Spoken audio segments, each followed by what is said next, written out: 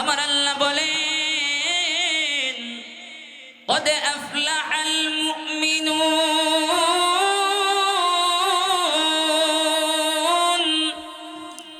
আল্লাহ তাআলা বলেন মুমিনরা সফল কাম হয়েই গিয়েছে, মুমিনরা সফল কাম হয়েই গিয়েছে। এখন মুমিন কাদেরকে বলা হয়? সফল কাম মানুষ কাদেরকে বলা হয়? এখন কিছু সিফাতের কথা বলবো, এখন কিছু গুণের কথা বলবো। যেই সিফাত বা যেই গুণগুলো যদি কোনো মুসলমানের মধ্যে থাকে, আপনি ধরে নিতে পারেন আল্লাহ তাআলা নিজেই বলতেছেন যে এরা জান্নাতে প্রবেশ করবে। কোথায় প্রবেশ করবে? জান্নাতে। একটু মনোযোগ সহকারে শ্রবণ করব যে কোন গুণগুলো আমাদের মধ্যে থাকা দরকার, আমাদের ভিতরে আছে কি নাই। খুব গুরুত্বপূর্ণ কিছু কথা।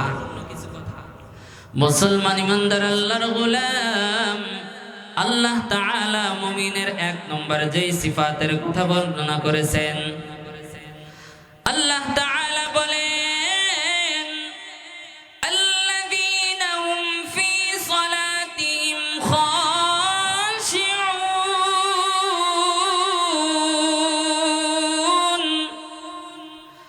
আমার আল্লাহ বলেন খুশুয়ের সাথে নামাজ পড়ে যারা, বিনয়ের সাথে নামাজ পড়ে যারা, ধীর স্থির ভাবে নামাজ পড়ে যারা, এক নম্বর গুণ।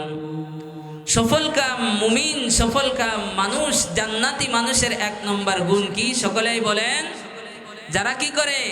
খুশুয়ের সাথে বিনয়ের সাথে নামাজ পড়ে যারা, এটা হলো সফল কাম মুমিনের এক নম্বর গুণ। প্রিয় মুসলমান ভাইরা, এই জন্য কে বলতেছেন? আল্লাহ তাআলা বলতেছেন যে একজন সফল কাম মুমিনের, জান্নাতি মানুষের, মুসলমানের এক নম্বর গুণ হলো সে কি করবে? বিনয়ের সাথে নামাজ পড়বে, ধীর স্থির ভাবে নামাজ পড়বে।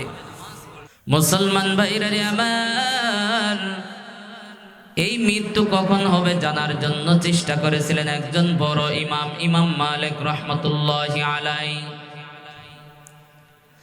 ওয়ালা তামুতুন্না ইল্লা ওয়া আনতুম মুসলিমুন।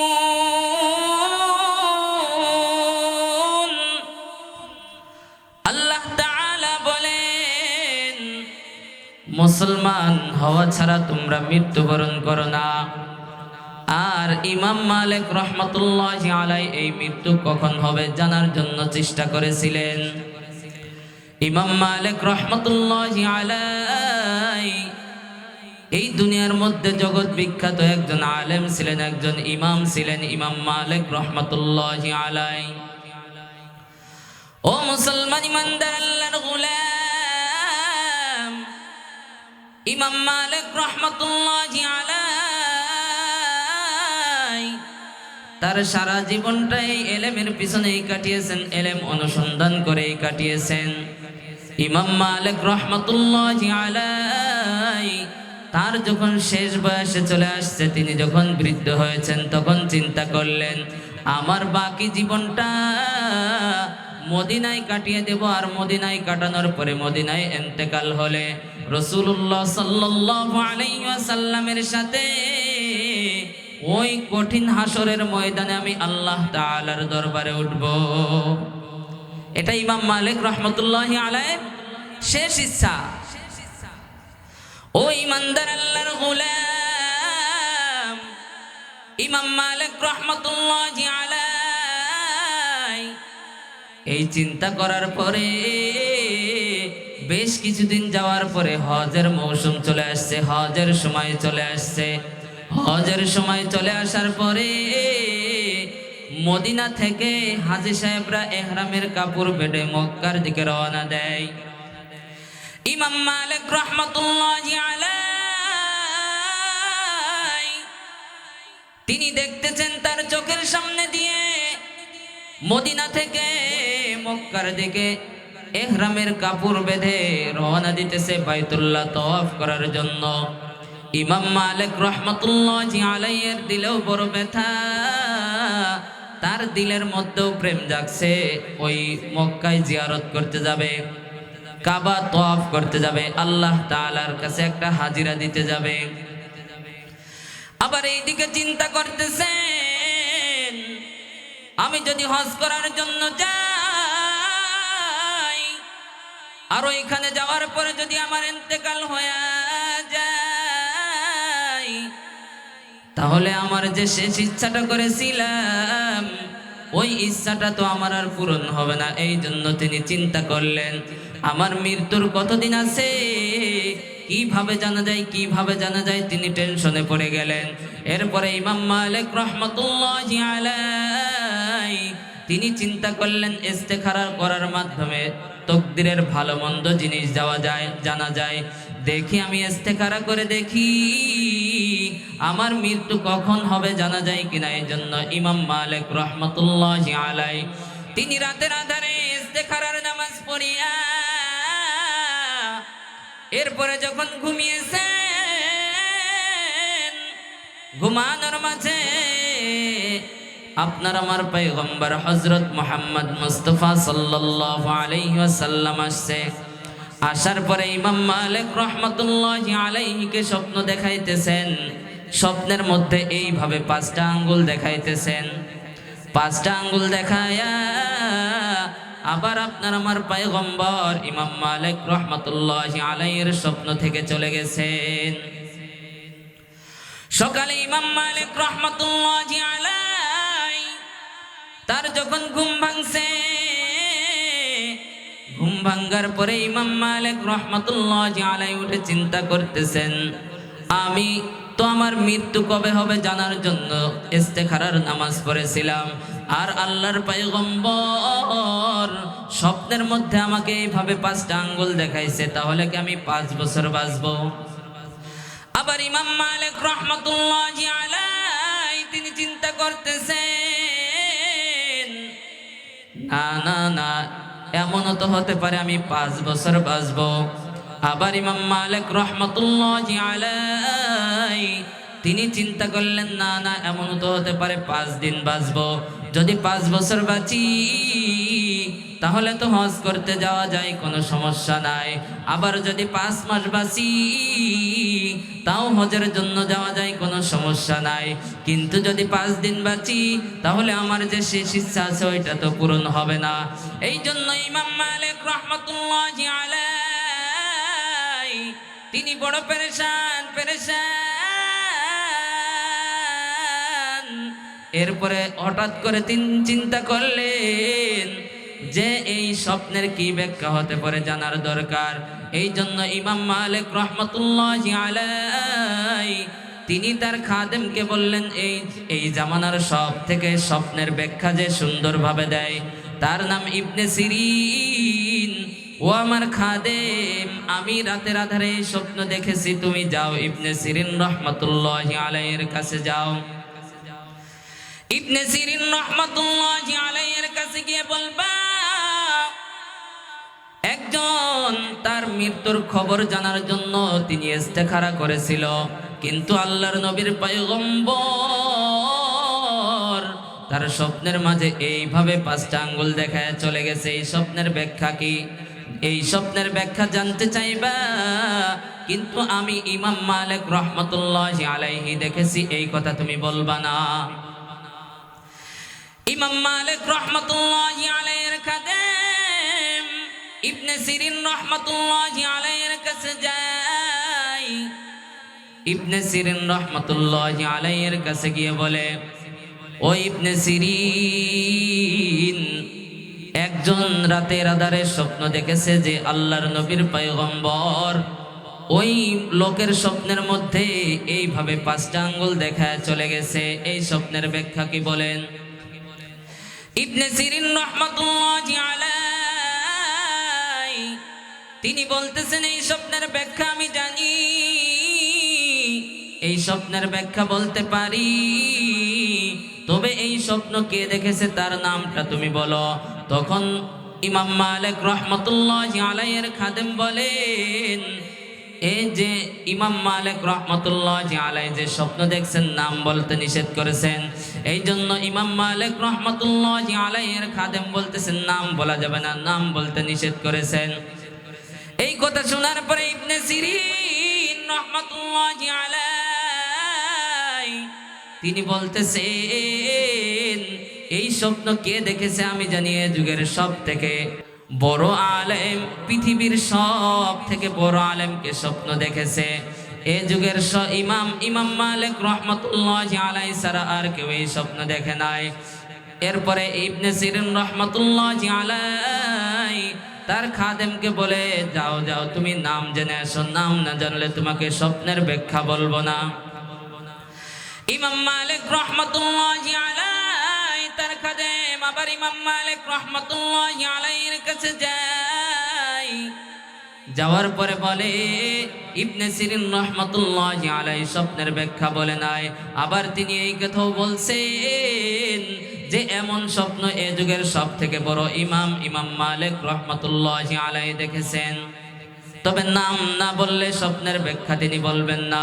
ইমাম মালিক রহমতুল্লাহি আলাইহি বলেন, যেহেতু সে জেনেই গেছে আমি ইমাম মালিক রহমতুল্লাহি আলাইহি স্বপ্ন দেখেছি, যাও যাও গিয়ে বলো যে ইমাম মালিক রহমতুল্লাহি আলাইহি তিনি এই স্বপ্ন দেখেছেন, এই স্বপ্নের ব্যাখ্যা কি হবে বলেন। তখন ইবনে সিরিন রহমতুল্লাহি আলাইহি বলেন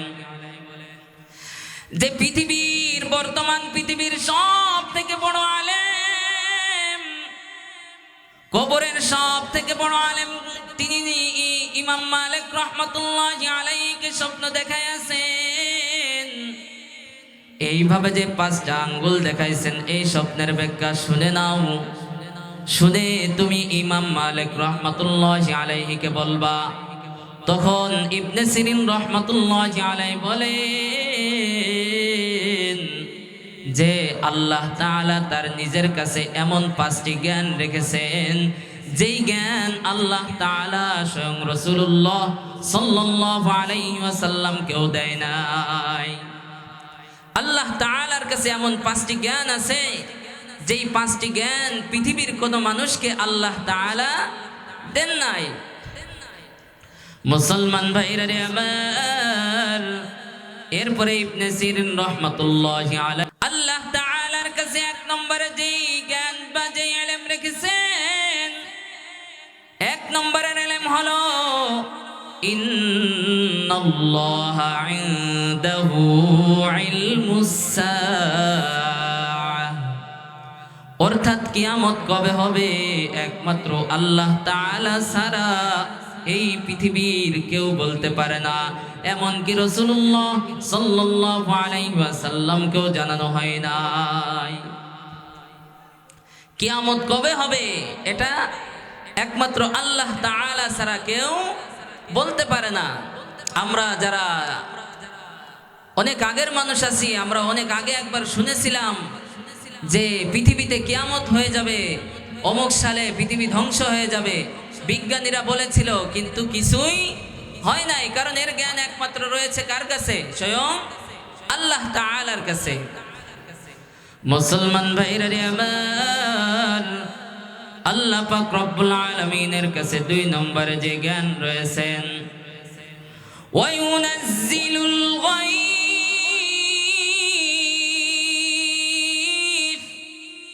আল্লাহ তাআলার কাছে 2 নম্বরে যে জ্ঞান রয়েছেন, যেই জ্ঞান পৃথিবীর কোনো মানুষকে দেওয়া হয় নাই, সেই জ্ঞান হলো বৃষ্টি কখন কোথায় হবে একমাত্র আল্লাহ তাআলা ছাড়া পৃথিবীর কেউ বলতে পারে না। পৃথিবীর কেউ বলতে পারে না। অনেকেই বলতে পারে, হুজুর বিজ্ঞানীরা তো এখন বৃষ্টি কখন কোন জায়গায় হবে বলে দেয়। না, বিজ্ঞানীরা বলতে পারে না। বিজ্ঞানীরা বলে অমুক জেলায় অমুক এলাকায় বৃষ্টি হতে পারে।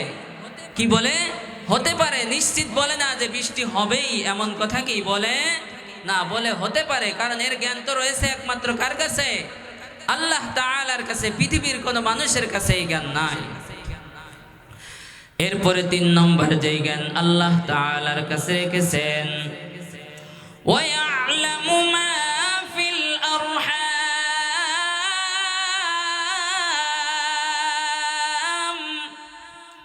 আল্লাহ তাআলা বলেন যে মায়ের গর্ভের 1 কাতরা নাপাক পানি ছেলে নাকি মেয়ে হবে, একমাত্র আল্লাহ তাআলা ছাড়া পৃথিবীর কেউ বলতে পারে না।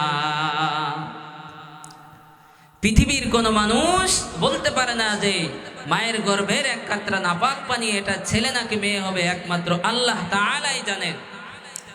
আল্লাহ তাআলা, অনেকের প্রশ্ন জাগতে পারে যে আল্ট্রাসাউন্ড করলে তো জানা যায়, কিন্তু আল্লাহ তাআলা ওই সময়ই জানার ব্যবস্থা করেছেন যেই সময় জানলে আর কোনো কিছু করার থাকে না, যেই সময় জানলে আর কোনো কিছু করার থাকে না, একবারে পরিপূর্ণ রেডি করে দেয়।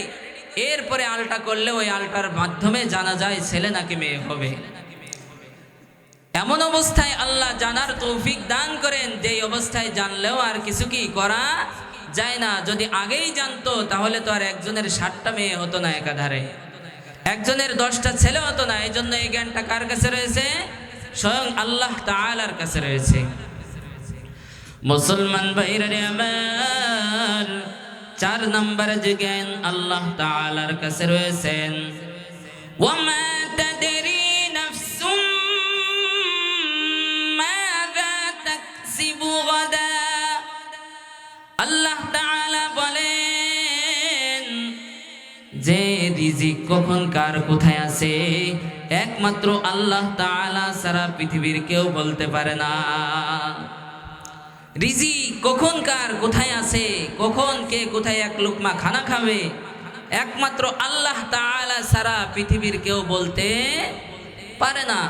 এটা একমাত্র আল্লাহ তাআলার কাছেই এই জ্ঞান রয়েছে।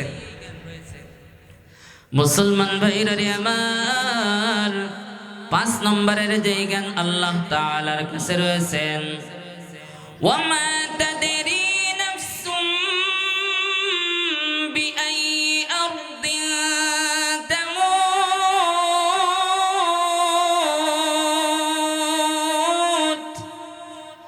আল্লাহ তাআলা বলেন যে মৃত্যু কখন কার কোন সময় হবে একমাত্র আল্লাহ তাআলা ছাড়া পৃথিবীর কেউ বলতে পারে না।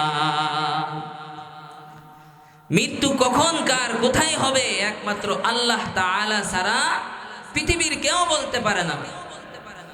এই জ্ঞানটা কার কাছে রয়েছে? একমাত্র আল্লাহ তাআলার কাছে রয়েছে। কিন্তু মৃত্যু এমন একটা জিনিস, এই মৃত্যু কিন্তু একদিন সকলের কাছেই পৌঁছাবে। এই দুনিয়ায় কত রাজা বাদশা এসেছিল, কেউ কিন্তু এই মৃত্যুর থেকে রেহাই পায় নাই।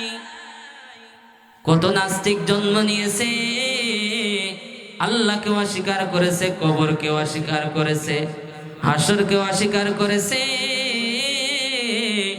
আপনার আমার পয়গম্বরকে অস্বীকার করেছে। কিন্তু মৃত্যুকে অস্বীকার করার মতো কোনো মানুষ কিন্তু পৃথিবীতে জন্ম নেয় নাই। যত টাকা পয়সা আলা মানুষ হোক না কেন, যত ক্ষমতাধর মানুষ হোক না কেন, এই পৃথিবীতে মৃত্যুকে অস্বীকার করার মতো কিন্তু কেউ নাই। আবার টাকা পয়সা দিয়ে মৃত্যু আজ পর্যন্ত কিন্তু কেউ কিনতেও পারে নাই। তবে মৃত্যু সকলের নিকটেই আসবে, এটা একদম সত্য। মানুষ সব কিছুকে অস্বীকার করলেও মৃত্যুকে কেউ অস্বীকার করতে পারে না, কারণ মৃত্যু একদিন না একদিন আপনার দুয়ারে পৌঁছাবেই। মুসলমান ভাইরা আমার, আল্লাহ তাআলা যে বলতেছেন ওয়ালা তামুতুন্না, তোমরা মৃত্যুবরণ করো না। আমরা মৃত্যু জানার চেষ্টা করেছিলাম যে মৃত্যু কার কখন হবে। আল্লাহ তাআলা কুরআনুল কারীমের মধ্যে অন্য এক আয়াতের মধ্যে বলে দিয়েছেন যে মৃত্যু কার কখন হবে একমাত্র আল্লাহ তাআলা ছাড়া কেউ জানে না। এরপরে আমার আল্লাহ বলেন ইল্লা ওয়া আনতুম মুসলিমুন, অর্থাৎ মুসলমান হওয়া ব্যতীত আমার আল্লাহ মৃত্যুবরণ করতে নিষেধ করেছেন। এখন কথা হলো মুসলমান কাকে বলা হয়? মুসলমান কাকে বলা হয়? ও মুসলমান ইমানদার আল্লাহর গোলাম, এক একজন পরিপূর্ণ মুমিন মুত্তাকি বান্দা। সফল মুমিন কাকে বলা হয়, প্রকৃত মুসলমান কাকে বলা হয়? আল্লাহ তাআলা 18 পারার সূরাতুল মুমিনুনের মধ্যে একজন প্রকৃত মুসলমান আর একজন প্রকৃত মুমিন, একজন জান্নাতি মানুষের কিছু গুণাবলী ওইখানে আল্লাহ তাআলা বর্ণনা করেছেন। আমার আল্লাহ বলেন, قد أفلح المؤمنون।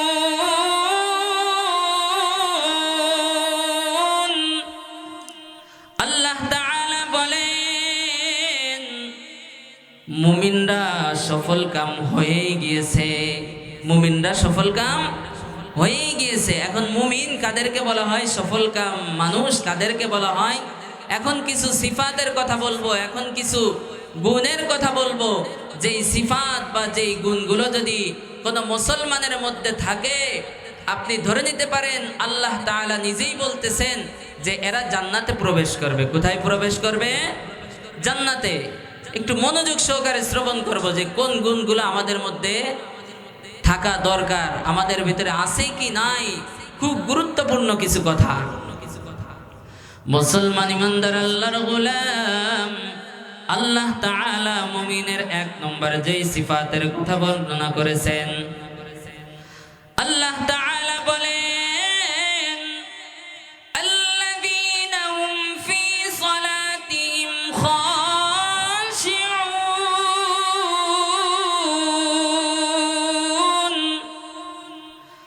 আমার আল্লাহ বলেন খুশুয়ের সাথে নামাজ পড়ে যারা, বিনয়ের সাথে নামাজ পড়ে যারা, ধীর স্থির ভাবে নামাজ পড়ে যারা, 1 নম্বর গুণ।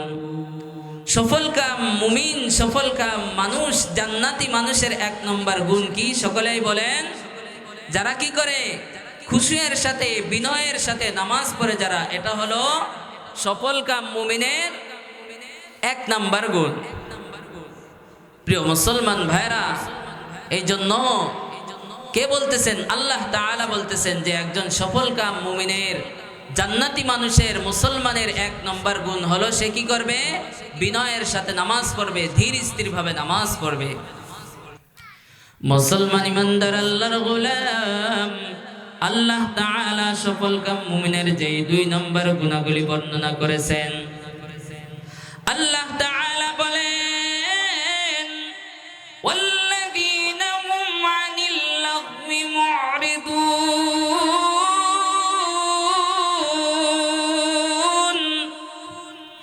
আল্লাহ তাআলা বলেন যে সমস্ত অনর্থক কাজ ছেড়ে দেয় যারা, সমস্ত ফায়সা কাজ ছেড়ে দেয় যারা, অনর্থক সময় নষ্ট করে না, মোবাইলের পিছনে সময় নষ্ট করে না, চায়ের দোকানে বসে সময় নষ্ট করে না, এমন মানুষ যারা আছে তারা হলো জান্নাতি মানুষের 2 নম্বর সিফাত। জান্নাতি মানুষের 2 নম্বর সিফাত আল্লাহ তাআলা কি বলেছেন? যে সমস্ত অনর্থক কাজ ছেড়ে দেয় যারা। মুসলমান ভাইরা রে আমার, সফল কাম মুমিন অর্থাৎ জান্নাতি মানুষের 3 নম্বর যেই সিফাতের কথা আল্লাহ তাআলা বলেন, ওয়াল্লাযীনা হুম লিয-যাকাতি ফাঈলুন।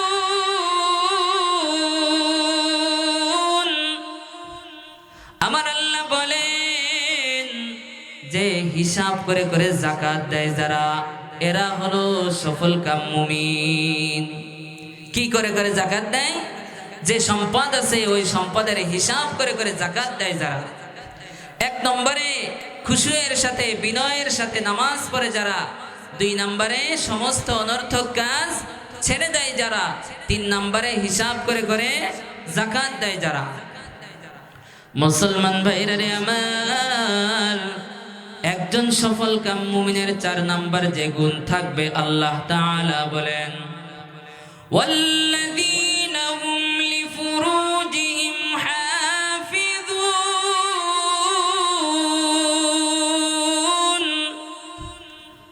আল্লাহ তাআলা বলেন যে লজ্জাস্থানের হেফাজত করে যারা, লজ্জাস্থানের কি করে? হেফাজত করে। তারা কোনো কানের জিনা করে না, তারা তাদের লজ্জাস্থান দ্বারা কোনোভাবেই তারা জিনা করে না। এক কথায় তারা লজ্জাস্থানকে কি করে? হেফাজত রাখে। হালাল ভাবে ছাড়া কোনো অবৈধ সম্পর্ক করে তারা কোনো বাজে কাজে লিপ্ত হয় না। এমন মানুষ সফলকাম মুমিনের 4 নাম্বার গুণ।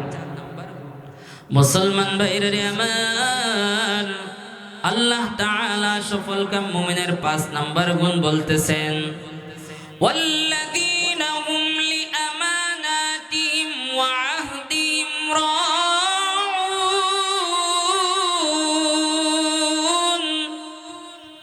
আল্লাহ তাআলা বলেন ওয়াল্লাযীনা হুম লিআমানাতিহিম, অর্থাৎ আমানত সংরক্ষণ করে যারা। 5 নম্বরে কি করে? আমানত সংরক্ষণ করে। 6 নম্বরে ওয়া আহদিহিম রাউন, অর্থাৎ ওয়াদা রক্ষা করে। কি করে? ওয়াদা রক্ষা করে। এরপরে 7 নম্বরে যে সিফাত বলতেছেন একজন সফলকাম মুমিনের, একজন জান্নাতি মানুষের সেই সিফাত হলো, আল্লাহ তাআলা বলেন والذين هم على صلواتهم يحافظون।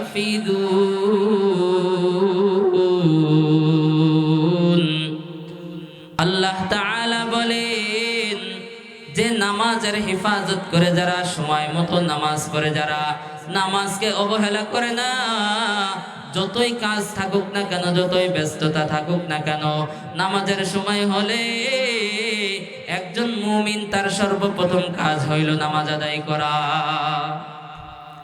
এরপরে আমার আল্লাহ বলেন উলাইকা হুমুল ওয়ারিসুন,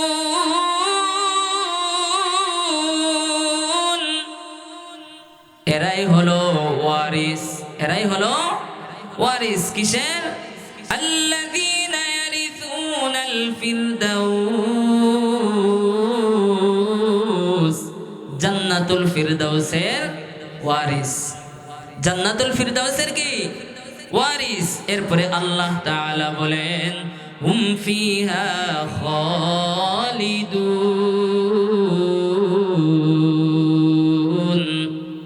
আর তারা সেখানে চিরস্থায়ীভাবে থাকবে। তারা সেখানে চিরস্থায়ীভাবে, সেইখানেই আল্লাহ তাআলা তাদেরকে প্রবেশ করাবেন। তবে শর্ত হলো কয়টা গুণ থাকতে হবে? কয়টা গুণ? 7টা গুণ থাকতে হবে। একজন সফলকাম মুমিন অর্থাৎ প্রকৃত মুসলমানের কয়টা গুণ থাকতে হবে? 7টা গুণ থাকতে হবে। আল্লাহ তাআলা 1 নম্বরে যেই গুণের কথা বলেছেন সেটা হলো আল্লাযীনা হুম ফি সালাতিহিম খাশিউন, অর্থাৎ খুশুয়ের সাথে নামাজ পড়ে যারা, বিনয়ের সাথে নামাজ পড়ে যারা। ও মুসলমান ইমানদার আল্লাহর গোলাম, কেমন নামাজ পড়ে জানো? কেউ যদি জানে যে কালকে আমার মৃত্যু হয়ে যাবে, অথবা আমি যে 2 রাকাত নামাজ পড়তেছি, এই 2 রাকাত নামাজ পড়ার পরে আমি যখন সালাম ফিরাবো, সালাম ফিরানোর সাথে সাথে আমার মৃত্যু হয়ে যাবে। অর্থাৎ এমন মনে করবে যে এই 2 রাকাত আমার জীবনের শেষ 2 রাকাত নামাজ। আচ্ছা বলেন তো, কেউ যদি জানতো যে আমি যে নামাজ পড়তেছি এই নামাজ হলো আমার জীবনের শেষ নামাজ, এরপরে আল্লাহ তাআলা আমাকে আর নামাজ পড়ার সুযোগ দিয়ে দেবে না, আমার মৃত্যু হয়ে যাবে, আমি দুনিয়ার থেকে বিদায় নিয়ে চলে যাব, বলেন তো ওই নামাজটা একজন মুমিন মুসলমান কিভাবে আদায় করবে? কতটুক সময় নেবে ওই নামাজের মধ্যে? কতটা বিনয়ী থাকবে ওই নামাজের মধ্যে? আল্লাহ তাআলার প্রতি কতটা ধ্যান খেয়াল থাকবে ওই নামাজের মধ্যে? বলেন তো ওই নামাজের মধ্যে কি পরিমাণ বিনয়ী থাকবে? মুসলমান ইমানদার আল্লাহর গোলাম, একজন মুসলমানের পরিচয় হইল এই নামাজ। মুসলমানের সব থেকে বড় পরিচয়, মুসলমান কি করে? নামাজ আদায় করে। কিতাবের মধ্যে আসছে যে যদি কোনো মুসলমান সকালে ফজরের নামাজ না পড়ে সে যদি দুনিয়ার মধ্যে বিচরণ করে, তো দুনিয়ার সব থেকে নিকৃষ্ট একটা পশু আছে যার নাম আমরা শূকর বলে থাকি। ওই শূকরও আল্লাহ তাআলার কাছে দোয়া করতে থাকে, আল্লাহ তুমি বেনামাজিকে আমার চোখের সামনে আনিও না, বেনামাজিকে আমার চোখের সামনে আনিও না। আল্লাহ তাআলা কত নাজ নিয়ামত দিয়েছেন, এরপরেও আমরা নামাজ পড়ি না, নামাজ আদায় করি না। দেখেন এই ইসলামটাকে আমরা কত সহজে পেয়েছি, আসলে কিন্তু ইসলামটা এত সহজে আসে নাই। মায়ের নবী কত কষ্ট করেছেন এই ইসলামের জন্য, আমরা তো একদম হালুয়া লুটির মতো পেয়েছি। মুসলমান ভাইরা রে আমার, এই নামাজ কোন সময় এসেছে জানো? ও মুসলমান ইমানদার আল্লাহর গোলাম, মায়ার নবী আমার, তিনি মক্কাবাসীকে দ্বীনের দাওয়াত দিয়েছেন, ইসলামের দাওয়াত দিয়েছেন। মক্কাবাসী ইসলামের দাওয়াত গ্রহণ করেন নাই। এরপরে মায়ার নবী আমার চিন্তা করলেন, যাই আমি তায়েফবাসীকে দ্বীনের দাওয়াত দিব। আল্লাহর নবীর পয়গম্বর তায়েফবাসীকে দ্বীনের দাওয়াত দেওয়ার জন্য গেলেন। তায়েফবাসীকে দ্বীনের দাওয়াত দেওয়ার জন্য যাওয়ার পরে তায়েফবাসীকে দ্বীনের দাওয়াত দেয়, তায়েফবাসীর কোনো একটা মানুষও দ্বীনের দাওয়াত গ্রহণ করেন না। ও মুসলমান ভাইরা রে আমার, আর ওই তায়েফবাসীর একদম ছোট্ট শিশু থেকে বুড়া পর্যন্ত যত মানুষ ছিল, যুবক মানুষ, বুড়া মানুষ, শিশু মানুষ, প্রত্যেকটা মানুষই আপনার আমার পয়গম্বরকে তারা পাথর নিক্ষেপ করে আঘাত করে। আপনার আমার পয়গম্বর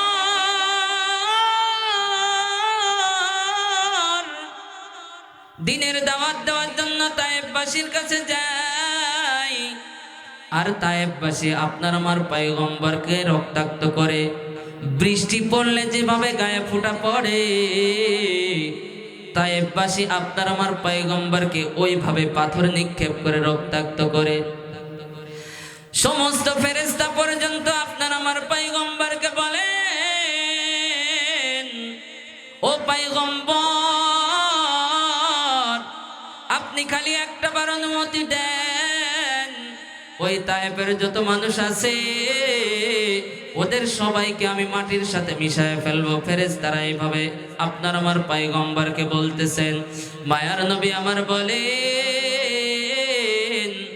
তোমরা যদি এই তায়েফবাসীকে মাটির সাথে মিশায় দাও, আমি আগামীকাল আবার কার কাছে এই দ্বীনের দাওয়াত নিয়ে যাব।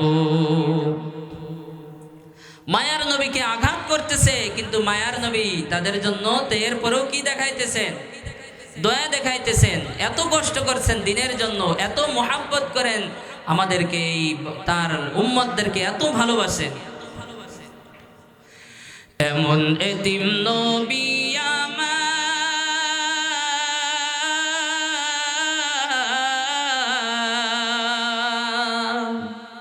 পিতা মাতা নাই যে তাহার,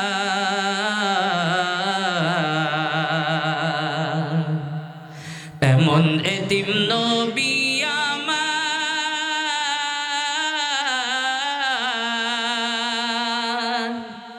পিতা মাতা নাই যে তাহার, এরপরেও কত মারা মারলো তাকে দুশ্মনে, নবী বিনে কে তোরাবে ফুলসিরাত মিজানে, নবী বিনে কে তোরাবে ফুলসিরাত মিজানে। চলো চলো চলো মমিন নবীজির সন্ধানে, নবী বিনে কে তোরাবে ফুলসিরাত মিজানে, নবী বিনে কে তোরাবে ফুলসিরাত মিজানে। নবী আমার জীবন ভরে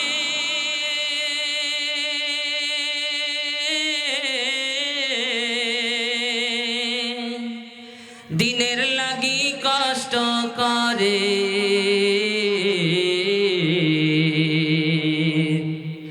নবী আমার জীবন ভরে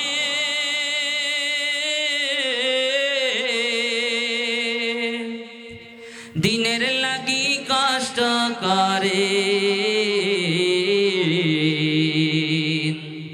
দান দান শহীদ করিলেন উহুদেরই ময়দানে নবী বিনে কে তোরাবে ফুলসিরাত মিজানে নবী বিনে কে তোরাবে ফুলসিরাত মিজানে চলো চলো চলো মুমিন নবীজির সন্ধানে নবী বিনে কে তোরাবে ফুলসিরাত মিজানে নবী বিনে কে তোরাবে ফুলসিরাত মিজানে মুসলমান ভাইরা রে আমার কেমন নবী পাইলাম জানো আপনার আমার পয়গম্বর তায়েফে এমন মার খাইছে তায়েফে মার খাওয়ার পরে যখন আবার মক্কায় আসছে মক্কায় আসার পরে মক্কার বড় বড় কাফেরেরা আপনার আমার পয়গম্বরকে বলে ও মুহাম্মদ তোমার নাকি কোন আল্লাহ আছে তুমি আমাদেরকে বলো তোমার নাকি কোন আল্লাহ আছে তোমার ওই আল্লাহ কি চোখে দেখে না তোমার ওই আল্লাহর কি চোখ নাই তোমার ওই আল্লাহর কি কান নাই তোমার আল্লাহ কি কানেও শোনে না তোমার কেমন আল্লাহ আছে ওই তায়েফে যাওয়ার পরে তায়েফবাসী তোমাকে এত আঘাত করলো এরপরেও তোমার আল্লাহ ওই তায়েফবাসীকে কিছু করলো না তোমাকেও বাঁচাইলো না তোমার আল্লাহ কেমন আল্লাহ যে তোমার আল্লাহ চোখে দেখে না এই কথা বলার পরে আপনার আমার পয়গম্বরকে যখন কষ্ট দিছে কষ্ট দেওয়ার পরে আপনার আমার পয়গম্বর তিনি চিন্তায় পড়ে গেলেন চিন্তা করতেছেন এমন সময় আল্লাহ তাআলা জিবরাইল আলাইহিস সালাতু ওয়াস সালামকে পাঠান আপনার আমার পয়গম্বরের কাছে পাঠায়া এই সুসংবাদ খানা পাঠান যে আল্লাহ তাআলা জিবরাইল আলাইহিস সালাতু ওয়াস সালামকে বলে দিছে যাও যাও যাও আমার বন্ধুর কাছে যাও আমার বন্ধুর কাছে গিয়ে বলো যে আমি আল্লাহ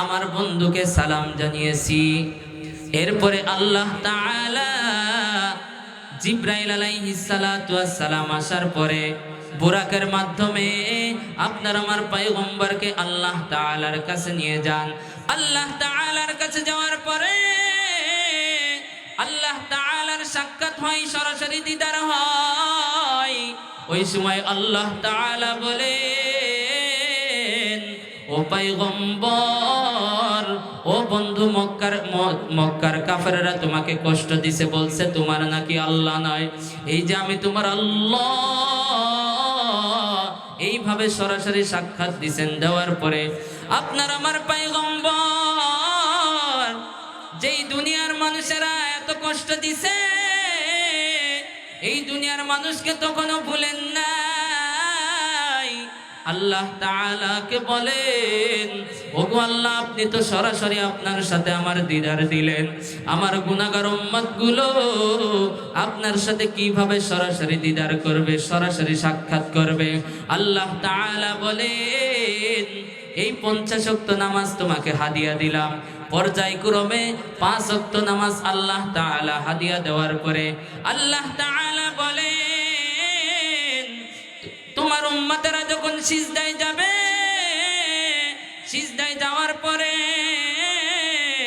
আমি আল্লাহ তাআলা এবং ওই বান্দার মাঝে আর কোনো পর্দা থাকবে না আল্লাহু আকবার এমন নবী আমার যে এত কষ্ট দেওয়ার পরেও আপনার আমার পয়গম্বর আপনার আমার কথা কখনোই ভুলেন নাই এই জন্য আমরা আজকে থেকে সকলেই ওয়াদা করব যার জীবনে কখনো মায়ার নবীকে কষ্ট দিব না আর জীবনে কখনো নামাজ ছাড়বো না এই ওয়াদা কে কে করবেন ইনশাআল্লাহ হাত তুলে দেখায় দিন যার জীবনে কখনো নামাজ ছাড়বো না আর জীবনে কখনো আমার আপনার পয়গম্বরের কলিজায় আঘাত দিব না আল্লাহ তাআলা আপনাকে আমাকে সবাইকে কবুল করেন সকলে বলেন আমিন।